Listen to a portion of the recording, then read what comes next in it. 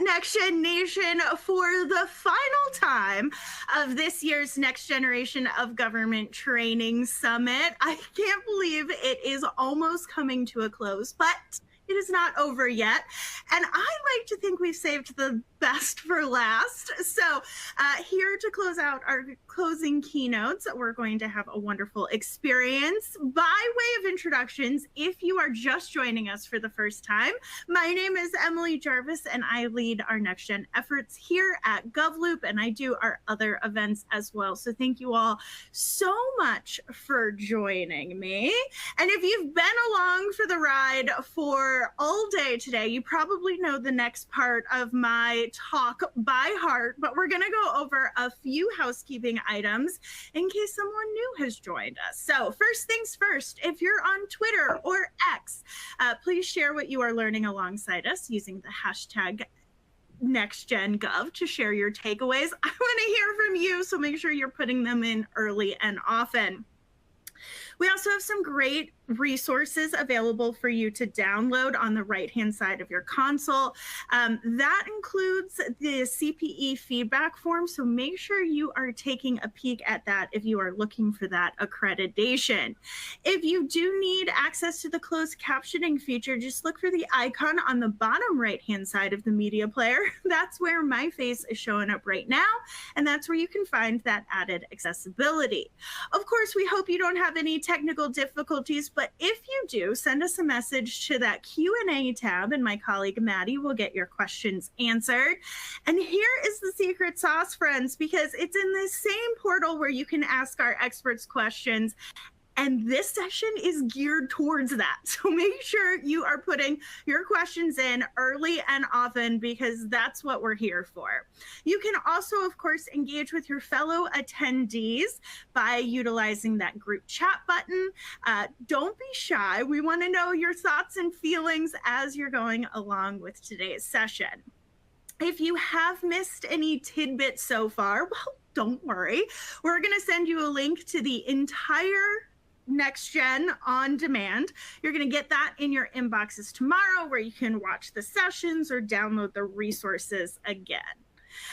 All right, with all of that housekeeping out of the way, I want to take a moment to say a special thank you to our NextGen Alliance partners.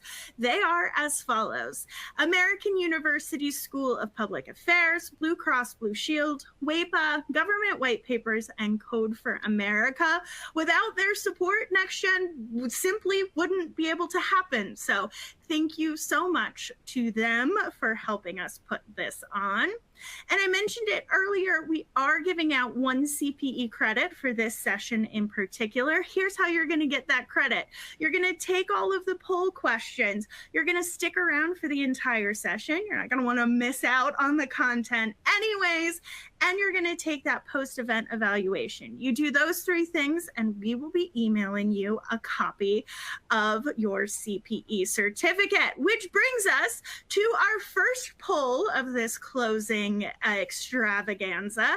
And for this one, we want to know, which area do you want to grow the most? And I'm going to give you a few seconds here to answer those polling questions. So really appreciate you all engaging there.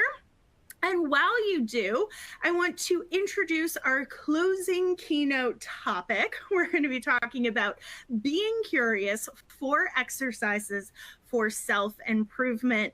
And joining us to talk about that is Kristy Daphnis, who is the Acting Deputy Associate Director for Performance and Personnel Management, the Chief for the Federal Workforce Branch and the Office of Management and Budget. Kristy, that might be the longest title I have ever heard in my life, which means you know your stuff. And we appreciate it. Well, you should see it when I'm at an in-person conference. The print is like this big. So everyone has to get in real close to read it. All right, let's go ahead and get the results of the poll. And it looks like we've got a pretty even distribution of areas that we're looking to grow in and explore, which is great to see. And we'll definitely utilize these when we're planning NextGen for next year. But with that, Kristy, tell us all about how to be curious and ways to do that. Great. Well, good afternoon, everyone. I'm really excited to be here to talk about this concept that I think can really fundamentally change the way we approach our personal and professional lives. And that concept is curiosity.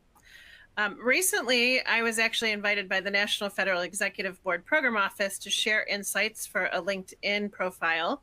And they had asked me a question, and they asked me what pieces of advice would I provide to aspiring leaders in government. And as I considered the question that they posed a couple weeks ago now, I realized that my reflections really formed the foundation for today's talk. In that profile, I settled on 4 key pieces of advice that have served me well over the past 20 years in my government career. Actually, probably the last 10 years when I actually became enlightened, but that's for another day. And those 4 things were, first, to be positive, because attitude is everything. Second, to be creative. There's always room for innovation. Third, to be persistent. Where there's a will, there's a way. And fourth, be self-aware. Embrace that idea that learning from others and committing to continuous self-development are vital at every stage of your career. It doesn't matter whether you are a person who's just started and you're in your first month on the job, or if you are a career senior executive like myself. Upon reflecting on these points, it really became clear to me that each piece of advice here fundamentally relies on that practice of curiosity.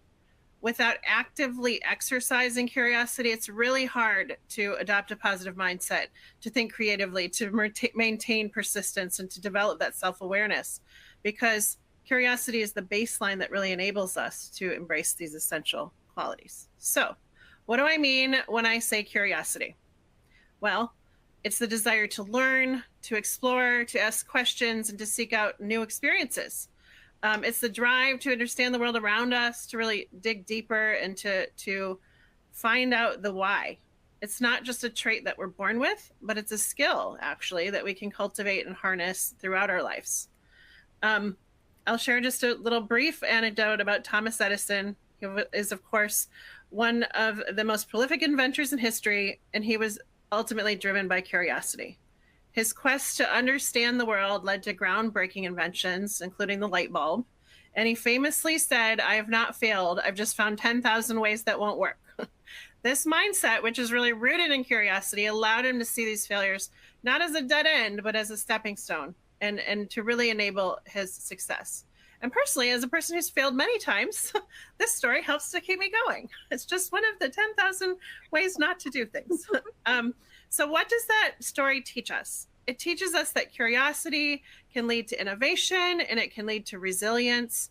It compels us to ask questions, to seek answers, and to push boundaries. So today I want to help you sort of tap into that same spirit of curiosity with 4 relatively practical exercises designed to ignite your own journey. And throughout this talk, I'm going to walk through these 4 suggested exercises, along with some action steps and potential resources, and why each exercise matters, really with the intent of supercharging your own ability to apply curiosity through these 4 modes in your everyday work life. So I'm going to dive right into the first exercise around cultivating a positive mindset. When we talk about positivity, we're not just referring to wearing a smile. Positivity is deeper than that. It's about fostering an internal environment within yourself that welcomes growth and that welcomes opportunity. Positive mindset, again, allows you to see those challenges as stepping stones and not obstacles. There's actual research that shows that individuals with a positive outlook are more likely to be resilient and open to new experiences, which is really crucial, especially in the context of the ever-changing world today. In fact, there is actually hard research published in journals like the Journal of Personality and Social Psychology, in an article that showed that people who scored high on positivity and openness to new experiences are more resilient in the face of stress. So this really can help us embrace new experiences and bounce back from any challenges we might face. So as I thought about this, I thought, what are some action steps that you all can take? And I'm going to start with something really basic. Might sound a little hokey, but I'm going to put it out there anyway. Start a gratitude journal for yourself. Each day, write down the 3 things you're grateful for. This really very simple practice, just, keep a little book at your bedside or at your desk in the morning, can really shift your focus from what's lacking in your life or in your career to the abundance that you already have, and that already exists. And I would take that one step further, which might make this more productive, and start each of those journal entries by asking yourself, especially around an issue that you're facing in a certain day, what if something goes right? And what are the positive opportunities in front of me? As you're approaching this journaling, and you're identifying these challenges, it helps to force yourself to like squeeze that lemon into some really nice sweet lemonade, to take that analogy a little further. But what do these questions do? They encourage a shift from that scarcity mindset to one that embraces possibility. Another essential aspect of really maintaining a positive mindset is to assume that others have good intentions. Start from that place of assuming positive intent when interacting with your colleagues, your bosses, or even, maybe your work frenemy or enemy. And remind yourself that their actions are really probably unlikely to be driven by malice. Instead of jumping to these conclusions or like imagining in your head some complex reasons why someone might have wronged you or acted in a certain way, just force yourself to consider that possibility that their behavior might not be personal at all. It could simply just be a lack of awareness or foresight on their part. And trust me, if you start to do this shift in perspective will really have a positive impact on your interactions and reduce a lot of unnecessary conflict and uncertainty in certain aspects of your life. So on this practice, I would have a couple of recommended resources. Check out The Happiness Advantage by Sean Achor. This is a good book that's really talking about how positivity can improve performance and productivity. And this is, of course, key in a government setting where these outcomes matter. So that's the first exercise. Second is around embracing creativity. Creativity is often viewed as a really rare gift that's reserved for like artists or innovators, but really the truth is it's a vital skill for everyone, especially in the workplace. In a time when everything is changing and change is constant, having that lens of creativity can lead to better innovative solutions that meet the needs of the day. So as far as an action step in this particular area that I would recommend is to dedicate time each week to engage in a creative activity. That might be a brainstorming session for yourself, picking up a new hobby, rethinking your routine, or just challenging yourself to think outside the box. For instance, if you have a project in front of you, think about how might a different industry outside of government or somewhere else approach a similar challenge? Like, how do tech companies innovate their products? What can you learn from an artist? What are some maybe cross-disciplinary ways that you could foster new and fresh ideas? And, also as part of this, think about how to implement systems thinking in your own everyday life, because that's can be a very crucial component of creativity. If you start thinking bigger picture and trying to think about how different things connect to one another, it will help to exercise your brain in understanding how different parts of that system interconnect and impact one thing will impact another. For example, if you're in government and working on a policy initiative, think about it from a human-centered design perspective. Think about how that policy might affect various stakeholders, citizens, businesses, other government agencies. By taking a step back and looking at the bigger picture, you can identify more creative solutions that might even address multiple needs simultaneously. On this particular exercise, I would highly recommend as a resource the book Creative Confidence, Unleashing the Creative Potential Within Us All by Tom and David Kelly. This book talks about how everyone has creative potential and it's essential to unleash it. Again, in the context of government, encouraging this creativity can really lead to more effective problem solving and service delivery. And when agencies and individuals within agencies really prioritize creative thinking, we as a whole can adapt to challenges and better meet the needs of the public.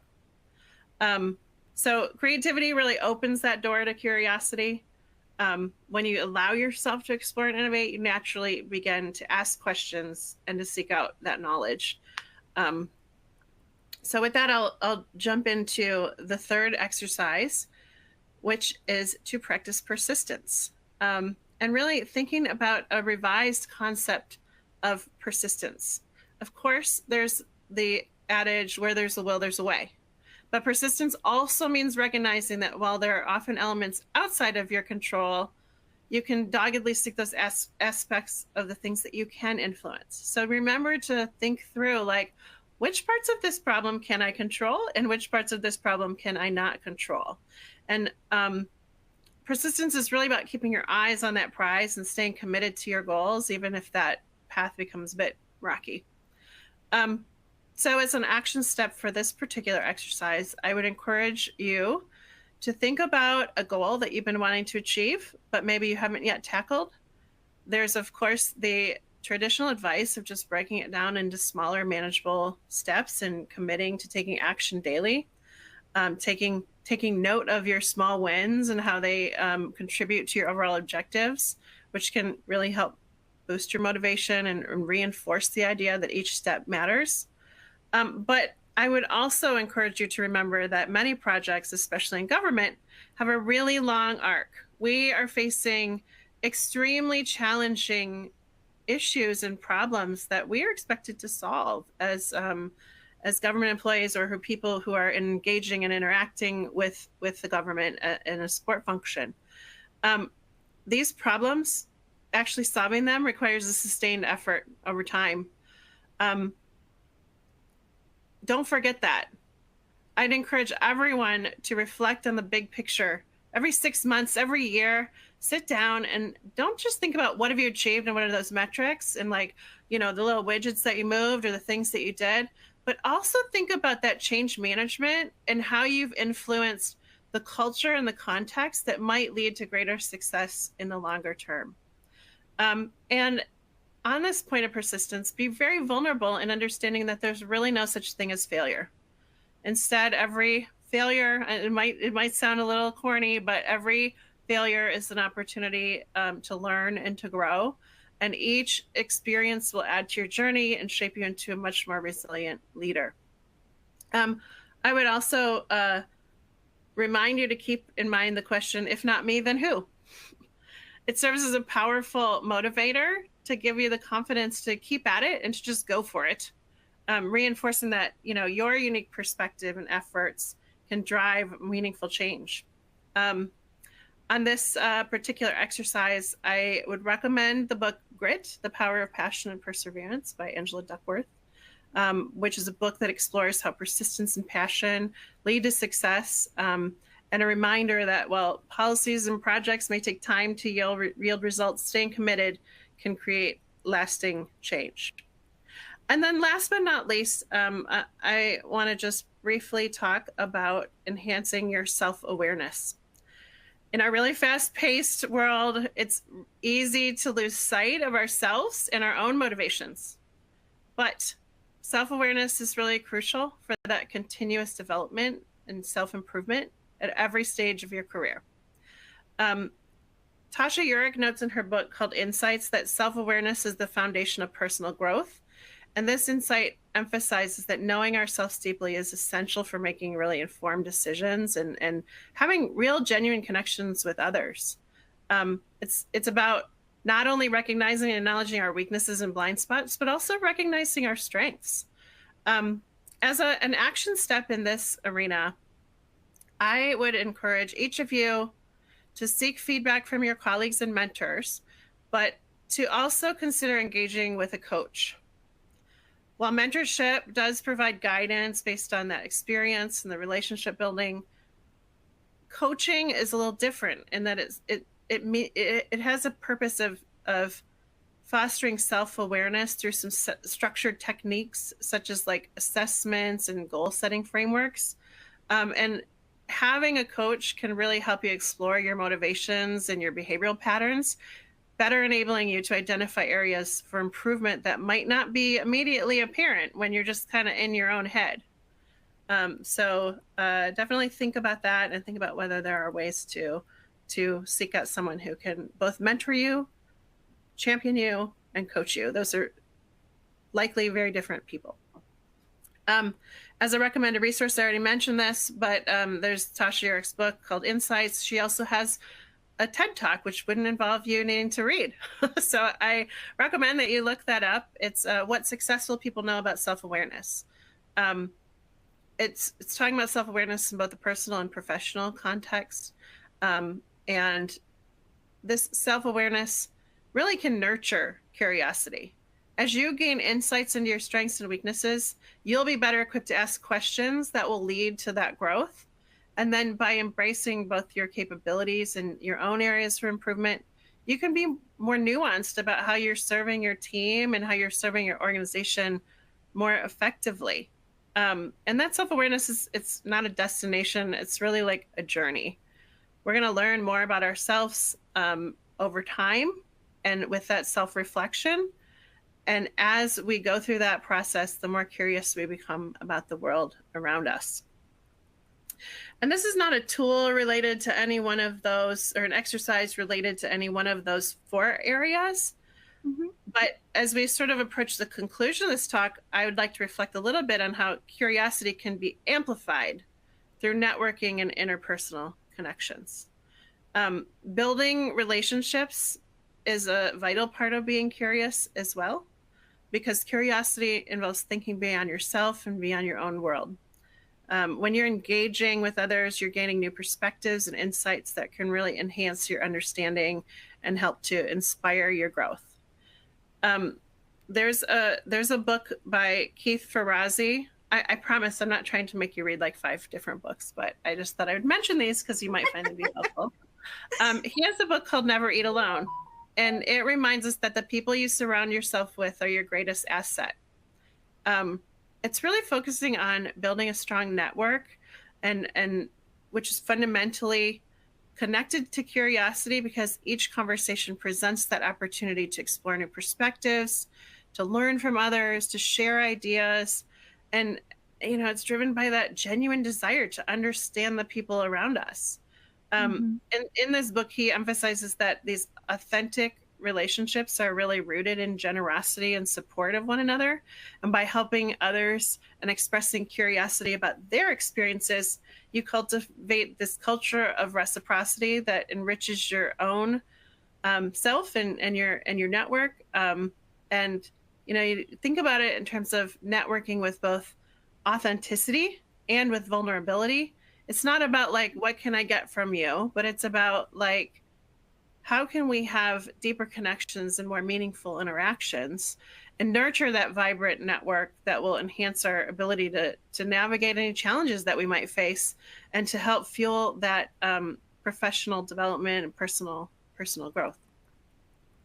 So as we wrap up, I'll just quickly summarize the 4 exercises. First of all, cultivate a positive mindset by practicing gratitude, assuming positive intent, and challenging negative thoughts. Second, embrace your creativity. Dedicate time to creative activities and apply systems thinking. Third, practice persistence. Focus on manageable goals, reflect on long-term impacts, and view your setbacks not as setbacks, but as learning opportunities. And then 4th, enhance your self-awareness by seeking feedback, engaging with a coach, and practicing self-reflection. And as we wrap up, I want you to remember that curiosity isn't just something that you're born with. It's a skill that you can practice every day. By tapping into these 4 areas and doing these exercises and doing it in a practical and intentional way, you can really ignite your journey of self-improvement and utilize that network that you're building over time to think about how your own actions and the results of that curiosity can positively impact your colleagues and the communities that you're serving.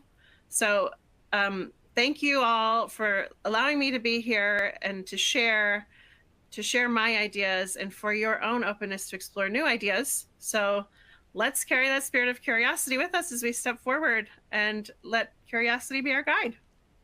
I love that. I also love, Kristy, that we've basically, and by we, I mean you, basically created a NextGen book club. So for everyone, feel free to sign up. We'll do it all together, because I think you named an encyclopedia worth of books, or a library worth of books. And we're all going to be diving into those. So really appreciate that, Kristy. I'm not going to let you go, though, without a few questions. So the first one I saw someone throw into the Q&A portal was this idea of, I want to be curious. I want to get out there. I want to kind of be looking for new ideas, new perspective, innovative ways of thinking.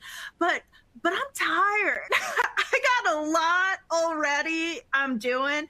My day-to-day feels full from top to bottom, whether it's work or personal. There's a lot of factors that go into it. So how can you work to carve out time? Because we know how important curiosity is to development, but how can you carve out time when you're already feeling burnt out? I would say that, like, you don't actually have to spend a ton of time doing this. I think there's some structural things that you can do throughout your day, even in the workplace, where, like, you are intentionally putting in points of thought or consideration. So let me just give you an example. Let's say, you have a standing meeting every week with your colleagues on a certain topic. Mm-hmm. Why not, as part of that meeting, instead of just doing the same old, we're going to do our report out, blah, blah, blah.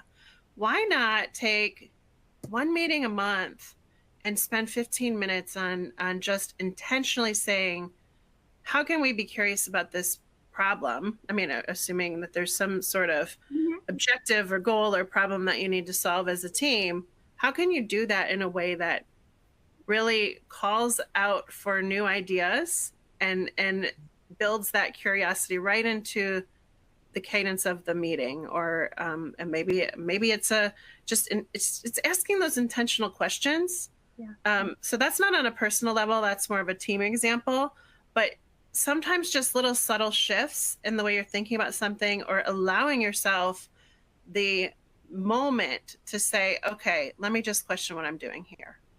Yeah. I think one of the things that I find so interesting is there's this study, and I'm going to get the numbers wrong, so nobody quote me on this, but it's something like a kindergartner asks roughly 250 questions a day. And the average adult asks somewhere between 5 and 10. And if you have a toddler or a kindergartner or an elementary school kid, you know how many questions they ask you, let alone how many snacks they're trying you to procure for them. But you lose a little bit of that curiosity as you get a little bit older. You get less questioning. You think you have things figured out. How do you retain that spirit, that idea of, I'm going to ask so that I know more? How do you create this kind of mentality of keeping the questioning spirit alive? I think myself as a leader of a team, so this in a team setting, like, I for myself try to create that psychological safety around asking the question, or for making suggestions of different ways to do things. And I understand that maybe not every boss or every work environment necessarily gives that opportunity. But I think that that part of it is just making it okay for others to ask questions, making it okay for yourself to just say, okay, well, if I don't know this or I'm curious about it, I should just ask. There's nothing wrong with that, right? And once you start normalizing it, it becomes an assumption that you will question the status quo, or that you'll be always consistently scanning for opportunities to do things better or to think about things differently. Well, thank you, Kristy. We really appreciate your insights. And we're going to go join our local libraries if we aren't already part of it. Most of them, there's a lot of TED Talks out there. So I also encourage that. I love it. All right. Thank you so much, Kristy. Really appreciate it. Thank you. All right, so now is the time for our second poll question. And for this one, we really are just kind of getting a vibe check from you all about your experience in government going forward, what you're looking at, how long you expect to be here. I'll give you a few minutes to take that poll. And while you do, I'm going to introduce our next segment, which coming off of the last one, which was we need to be curious, we need to ask questions. The good news is that I've got 1,000 questions for our next speaker, because the next topic is around AI, or artificial intelligence, and how we can use it to better ourselves in our career. Because in my head, sometimes I'm like, are the robots taking over? I don't know. He's going to answer these questions for us coming up. Our speaker joining us is going to be Josh Martin, who is the Chief Data Officer for the state of Indiana and the Executive Director of the Indiana Management Performance Hub. Josh, thanks so much for being with us. Thanks for the invite, Emily. Yeah. Okay. So before we get into that, we're just going to get the results of the poll. Oh, 77, 78. We're going to round up. Think you're going to be here. And another 17% aren't quite sure, but only about 5% said no. So I'm going to take it that our government is going to be in great hands over the next couple of years. So with that in mind, we got to empower these folks to make the most out of their careers going forward, Josh. And AI is, if it's not the word of 2024, I'm going to be utterly shocked, because I feel like everyone, including my grandmother, is talking about it. So let's level set here for a second. What is AI? What is generative AI? And why are we talking about it today? So that's a great question, because AI has been around a long time, and it's really just how a computer thinks to solve a problem. Early AI was really good at doing one thing. So if you think back to 1996, IBM's Deep Blue was a master chess development. So they played Kasparov, who was the grandmaster at the time, and lost 4-2. In 1997, with the updates they beat his pants off. So really good one topic's use of AI to do one thing really, really well. Watson came not long after that and played Ken Jennings on Jeopardy and whooped him. So two good examples of things that just are using AI to think like a human would by taking an input and generating outputs. Now, generative AI is getting into a little bit more complexity, and that's why we have this big discussion now. This big buzzword of AI is really around generative AI, because now we have AI that you can prompt, and it can do multiple things. It can think more on its own. It can solve more problems, and that's because of a combination of different evolutions and technologies that have been developed over the years that can now be put together to create more complex systems. So to create images, you need a lot of different image data. Now we have that out there. You need some sort of natural language processing, so you can take the stuff that I'm writing into it and requesting it to do, and it can put it into something that it can develop from. So there's a lot of different components that are now available and have gotten mature enough that you can use them with caution to do some tasks. But yeah, AI is here. It's here to stay. It's going to be something we're going to be having a number of discussions around ethics, around usage, around what it does good, what it doesn't do good, around hallucinations, which is something you'll hear in the AI space. That's when it just makes stuff up. And it sounds great in there. It did a resume for me, and it made a whole bunch of stuff out that sounded great, but I never did. Oh, well. That happens. Okay. All right. Well, besides inventing achievements of you, Josh, which, great for that AI, there's real fear out there, and perhaps in some cases rightly so. We're going to get into this in a second here, that AI is going to take my job, that AI is here, it's here to stay, like you mentioned. It will continue to evolve and grow. So what in the world am I supposed to do in my role? So let's go myth busting for a hot second. Is AI taking folks' jobs? No, not at all. We're going through another modernization effort, which is very similar to when we went digital. So what did it do when we went digital? We put the forms online so that end users could put their info in, and we did away with work that wasn't really meaningful, and that was data entry from paper. People didn't lose jobs over that. They transitioned, and they leveraged the new pathways to be able to be more efficient and more effective. And that's the same thing that we're going to see with AI. It's going to open a lot of opportunities to eliminate menial work, eliminate repetitive work, and give you more time to do work that's more meaningful. So AI is not taking your jobs anytime soon. I wouldn't be worried about it on that front at all. Okay, so AI might not be taking my job, but as you mentioned, with AI in place, my role and responsibilities potentially could change. So we had a speaker from the IRS come in once here at GovLoop, and they said, AI is not going to take your job, but someone who knows how to operate AI might take your job someday in the future, right? Like, your role potentially, there's many different fields here, but your role potentially will evolve as AI comes into play.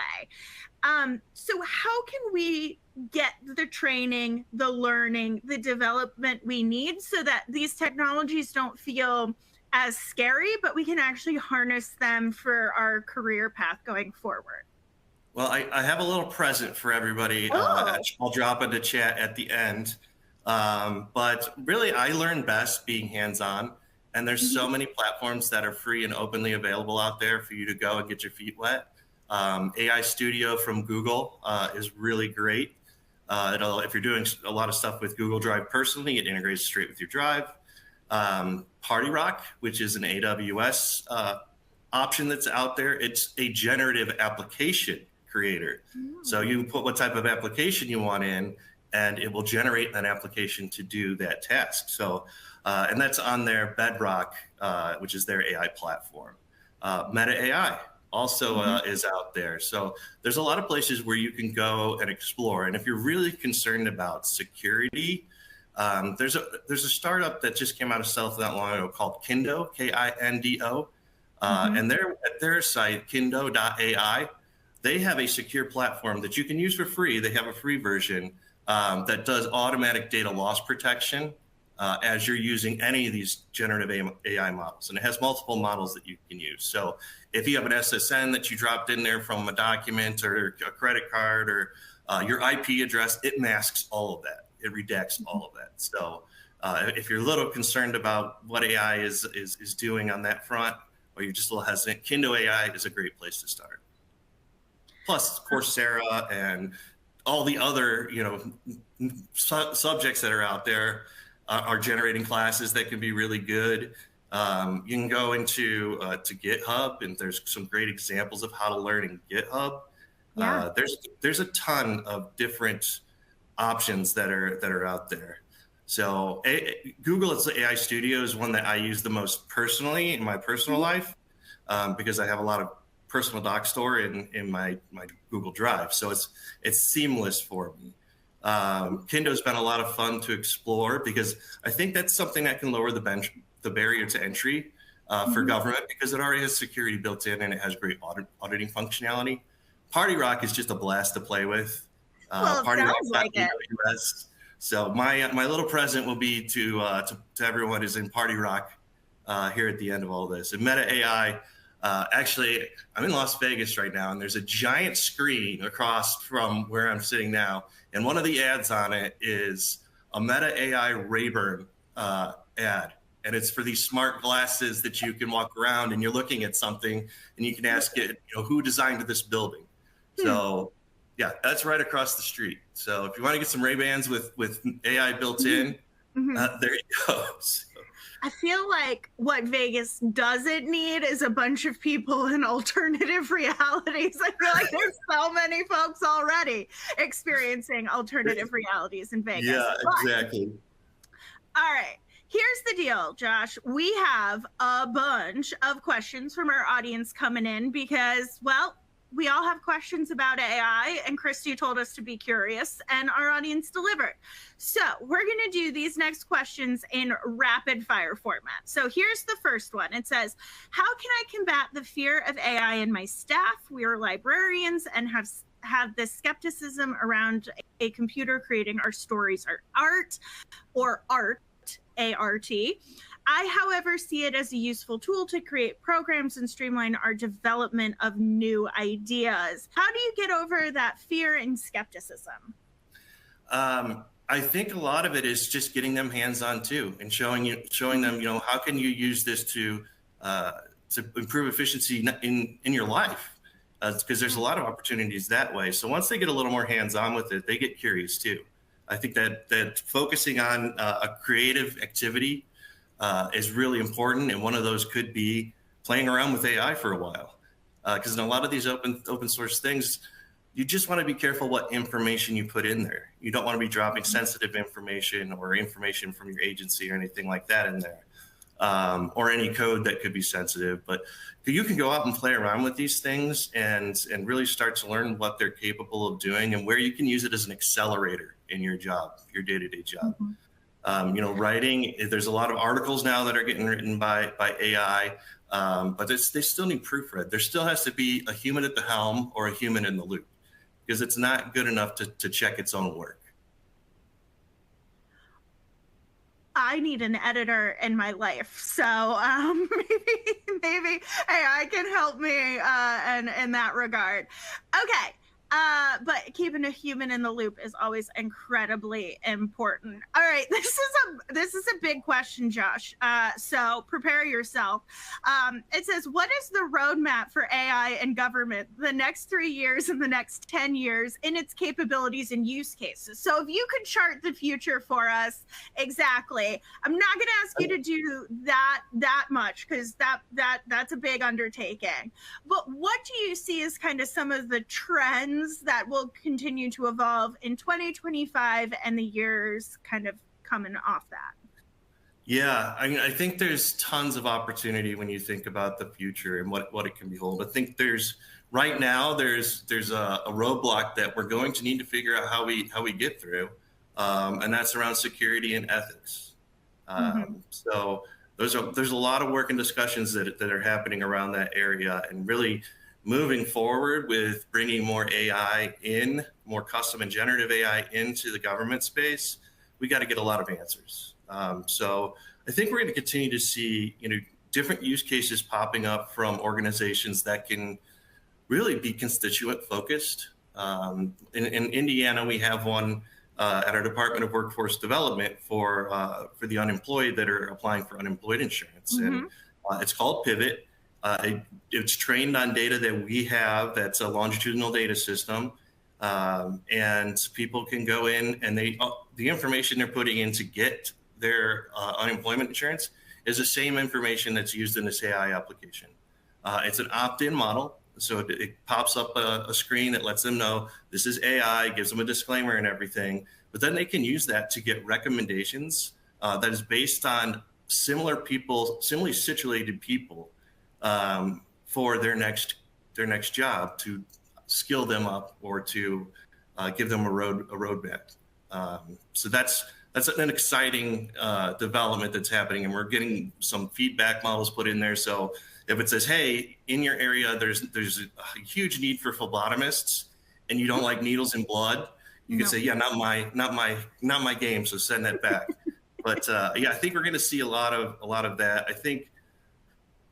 And procurement could be a great place for AI in terms of helping to review large-scale procurements and summarize them, helping develop better RFP languages and requirements. And just generating ideas as a whole. mean, how many times do you just look at a blank Word doc and you're like, man, where do I even get started? Well, pop over to one of these, AI websites and tell it what you're trying to do, whether it's draft a presentation or because you're late to the game and you don't want to ask your comms director, generate the abstract for a event that you're speaking at in the next month that was due yesterday, which I just did this morning. So, saying for a friend. Yeah, it was great, quick and easy, and I got it into the email and back in record time. But yeah, I think that's where we're going to start to see it. I mean, it's already built into so many of the different applications that we use in government, and it's just going to continue to infiltrate. Yeah. So one of the things that is interesting, and folks in the chat are talking about this quite a bit, is that sometimes AI produces incorrect information, right? You mentioned your resume, you achieved some things that perhaps you didn't actually achieve in life.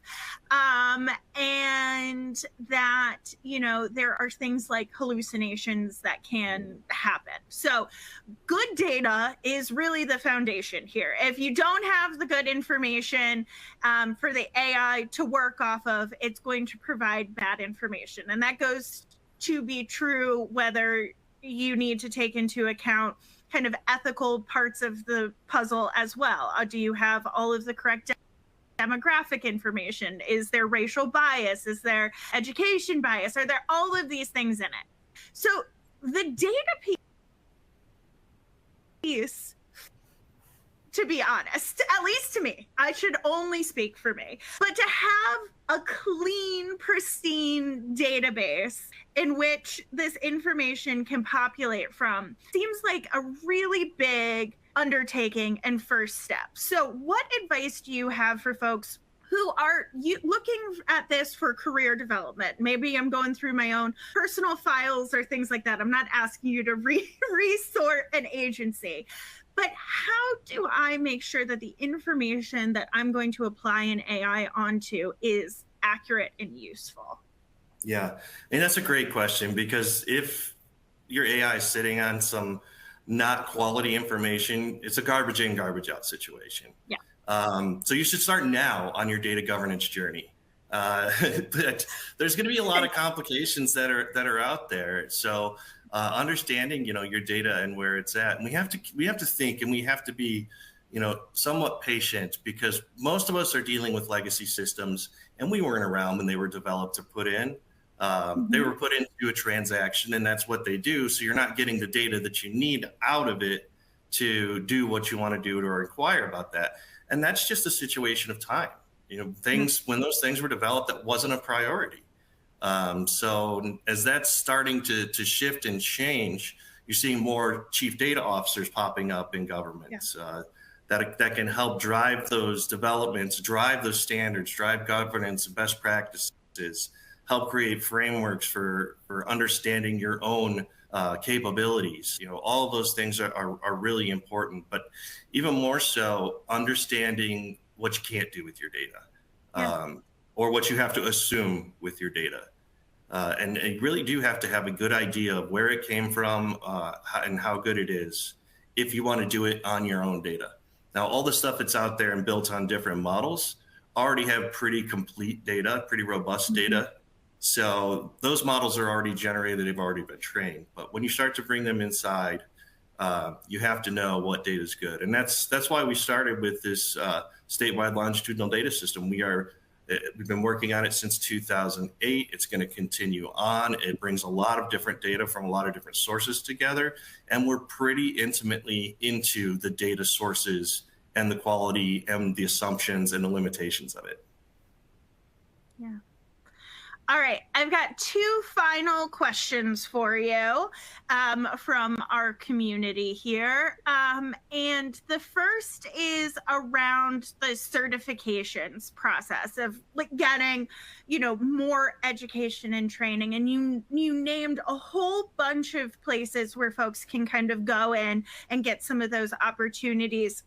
But are there specific academic certifications or things like that that can really help bulk up your resume as you're looking to get into the next job, whatever it is. I think back when I was applying, you wanted to put in, that you were efficient in like PowerPoint, and now you have to be like efficient in some sort of AI modeling. What kind of certification should people be looking for? Yeah, I mean, that's a tough question right now. There's a lot of them that are popping up and that are coming out, a lot of them from the institutions of higher ed. But I don't really know how quality the content is, what they're going through, because it's such a new and evolving group. It's great to have that certification and put it on your resume, but are you going to be able to develop the actual skill sets that you need? Because that's more important than the certification, in my standpoint, is if you have the skill sets, if you know how to train a large language model on your own data set, if you can stand up a stack in Docker. So if credentialing is important to you, Coursera, there's tons of other, different online organizations that are offering it in some way, shape, or form. But it's not so much checking the box to get that certification for your resume. It's more, you have to learn the skills to be able to use that and make it valuable. Definitely. All right, final question for you. You mentioned pivot earlier, but give me a use case or an example. I think sometimes when we talk about these big technology topics, they seem so out there, right? Like you mentioned database management or database governance, and in my head I'm like, what in the world is this man talking about? But in reality, these are incredibly important things. So ground AI for me. How can I think about using it in my day-to-day or my regular activities to get ahead in my career? Yeah, I think what Kristy was talking on just before this, that creative activity, using it for idea generation, using it for brainstorming, using it to develop outlines for presentations. I mean, these are all things that we do on a regular basis that can be really time consuming. And, you might be in a position where your brain's just not thinking that way right now. So you're not really ready to do it, but you got a deadline. So you ask for a little AI help. You go out and say, hey, give me an outline, and really what you want to learn with your hands on, and you will with getting more and more experiences, how to create better prompts. Prompts are what you're typing into the little chat feature if you're doing a chat function, and how to give better instructions as to like the tone that you want and all that. So from an instruction standpoint, there's some really good Google AI different training modules on that. There's a lot of others that are out there, and it can be a little more complicated than you think. So personally, I'm working on a lawsuit that I'm using generative AI for everything. That my instructions are that you are a strong litigation attorney in the state of Indiana, and you're advising a pro se client. So when I start to ask questions of it and to develop it, that's the thought process it's coming from. So it's a great experiment going on, but learning to do better prompts. And just because it gets it wrong, you just ask it again, or you tell it what it got wrong, or you ask it to change it in a way that you think it would be more valuable. Remember, it's generative and it learns. So you can tell it what it does right and what it does wrong. And Google's AI is very apologetic when they get something wrong. Well, the way that you were describing it honestly has me thinking about small kids, and they get things wrong all the time, and you correct behavior, you correct incorrect answers, and hopefully the next time they get it right, or they get it closer to right, and then at some point you have a fully fledged adult that hopefully is thinking and feeling the right way. Can evolve through the rest of life. One can only hope. So I feel like our AI is a toddler right now, and we're going to bring them through the educational experience together. But Josh, thank you so much for sharing your insights with us today. You made AI a little bit less scary. I'm not going to say it is spooky season. It's October. It's still a little scary, but you made it a lot less scary. So thanks a whole lot, Josh. Yeah, and as promised, I'm dropping a link for everybody to check out. This is an app that I actually developed through Party Rock while Kristy was speaking. So just go in, press play, and scope it out. And you can ask questions specifically of the app to learn more about AI. I love that. Well, thank you so much. All right. Well, we're all going to be party rocking together. Isn't that a song? I don't know. Don't quote me on this, friends. But thanks so much, Josh. All right. I can't believe that we are saying this, but we are actually to our final poll of NextGen for 2024. But before you all kind of click that and make your final selections, I do want to take this opportunity to say that it has been an absolute pleasure to share this summit with all of you. And there are 5 things that I want to leave you with before you log off today.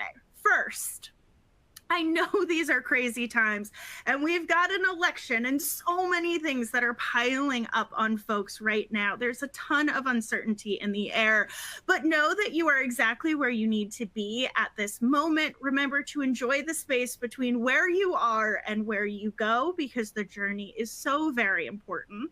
Secondly, the government needs you. It's people like you who will shape and transform our government for the better. So stay and stay as empowered as you all are. Next, trust yourself. You know more than you think you do, and your voice matters more than ever before. So use it in whatever context you can. Also, remember that you are powerful, strong, and capable, and don't let anyone ever tell you otherwise. And finally, you've got this. You've survived shutdown, political uncertainties, a pandemic, and so very much more. You are stronger and smarter for it. So here's to making the best of the remainder of 2024 and on to 2025. So as I said, our final poll here is looking to see if you'll be back with us in May of next year. That's when our next summit is. I know I will be, or I hope I will be. I guess we'll find out. But before everyone logs off, I do have a round of thank yous to go over. The first is I want to thank our NextGen Partner Alliance one last time for making today possible. Their generous support has allowed us to provide this year's summit for free for all government attendees. So the 2024 NextGen Partner Alliance members are Blue Cross Blue Shield, WAPA, Government Gov Events, American University School of Public Affairs, and Code for America. Thank you all so much for making NextGen a reality. And I would be remiss if I did not give a shout out to the entire GovLoop team. NextGen is only possible from a collective effort of our team. Those include Maddie, John, Leah, Karina, Jessica, Eric, Caitlin, Callista, Andrew, Julia, Candace, Kelly, Lauren, Megan, and Doug. Thank you so much for making NextGen a reality. From all of us to all of you, thank you so much. Now go out, do good work, and we will see you at NextGen next year. Bye, everybody.